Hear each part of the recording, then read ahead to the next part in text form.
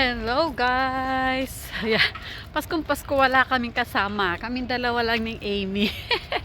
Buti hindi ko pinapasok ko. Hindi sa malungkot talaga ang Pasko dito guys.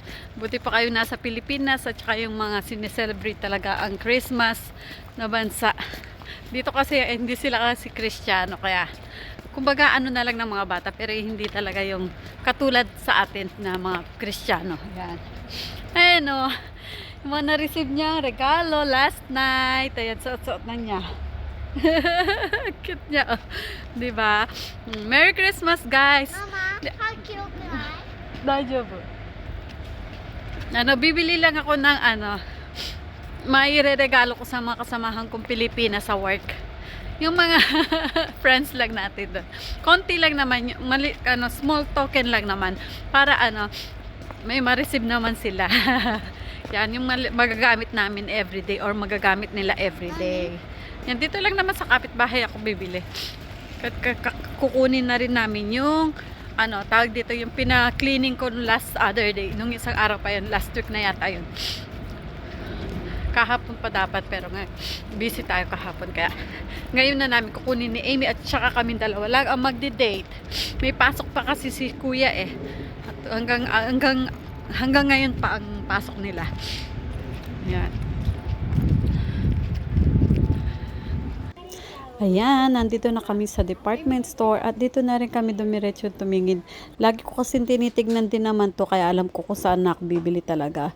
Ayan, medyo mumurahin nga lang pero mula sa puso ang ating ibibigay sa kanila at alam kong gagamitin nila everyday. At yan lang naman ang pinunta namin dito. After that, kumain na lang kami ni Amy. Kain tayo guys. Yan. Lunch date namin ni Amy today. Mama. Merry Christmas! Diba? Ganito lang ang Pasko namin, guys. Ay! Kain tayo, guys! Ang sarap na itong order namin. Ayan, oh. Pistachio. Cute na ito. May star pa siya. Ayan. Ito. Oishi? Basta ice cream masarap kay Amy.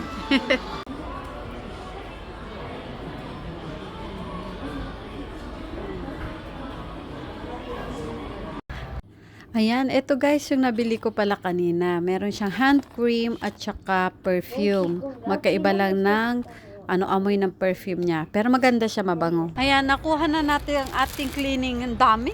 Ang bigat. Ayan si Amy. Gusto pumunta mag-koen. Ang labig eh. Sabi ko, dyan ka na lang mag-koen. Ayan, oh. Dyan ka na lang, Amy. Yan. Kasi ang lamig, guys. Oh. Wala pa naman akong coat. Hindi na magdala ng coat kasi lapit lang naman, sabi ko. Kaya lang malamig. Dito na lang tayo. Ayan. Tignan nyo, guys. Oh. Meron kami parang, mini gubat. Mini gubat. Ayan. Ang ganda. Madalas din ako dito eh pag nai-stress ako ganyan. Ito oh. Iba pa rin kasi yung may yung ang tawag dito yung nasa nature kumbaga. Ayan oh. 'Di ba? Pag nai-stress ka yan, gusto mong pumunta ng tahimik, mag-isip ka. Wala masyado sa Tokyo kasi wala masyadong yung mga nature na pag-aanuhan talaga. Medyo, kasi crowd na talaga sa tao. Kaya, ayan, dito na lang ako. Total malapit lang naman sa bahay. Nakamask pa ako kasi malamig. Yan, oh. School ni Shona, yan. Sa likod ko. Ang lapit lang talaga school. Pag shopping, school, Hoikwen, kindergarten ni Amy, lahat malapit sa bahay kaya magastos. Yan o guys. Oh. Iyo, sondete. 遊んでいいんだ。Iyo. だから携帯ここに。Iyo. やばなんか Dami. うっさ脱ぎません。 No, nawala mo na yung isang coat mo eh. Baka mawala pa yan. Nung nakaraan diba na kami, nawala niya yung coat. Hindi ko pa nga natawagan yung yung tawag sa Maroy. Baka naisoli doon. Mamaya tawagan ko. At diba guys, ayan, Merry Christmas ulit. Naku, diba ganito lang ang Pasko dito. Napakatahimik talagang, as in hindi naman talaga nila sineselebrate ng bonggang-bongga na katulad sa atin. Kaya malungkot. Ayan, malungkot talaga siya. 'Di ba? Kasi hindi naman sila kasi Kristiyano, kaya ganyan. Yung para nakikigaya lang sila sa hagos ng panahon, kasi yung mga kabataan ngayon, marami ng foreigner, mga ganyan, gumagaya lang sila pero hindi nila talaga alam yung meaning ng Christmas, lalo na katulad nating mga Pilipino, yan, mga Christian country. Ganyan lang, regalo, yung ganyan lang ang ginagawa nila. Pero hindi yung meaningful na katulad sa atin. Kaya tahimik talaga.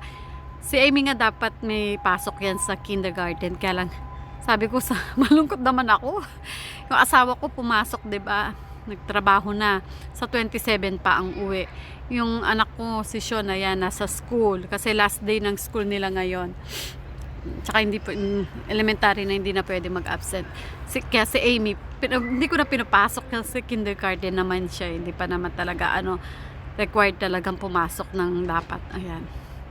Kaya kaming dalawa lang. Si Lola naman lagi naman nakahiga yun dun sa bahay. Kaya malungkot lang talaga.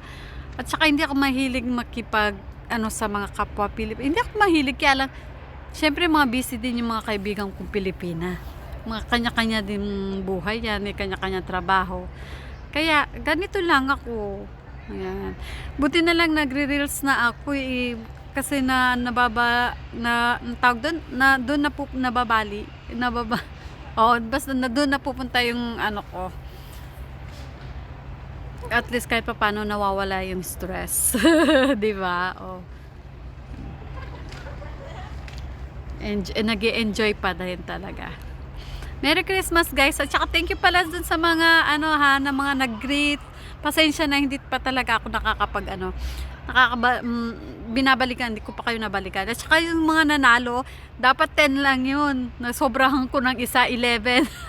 Congratulations sa inyong 11 na nanalo. Sana next time uli guys. Thank you for watching palagi guys. See you next time.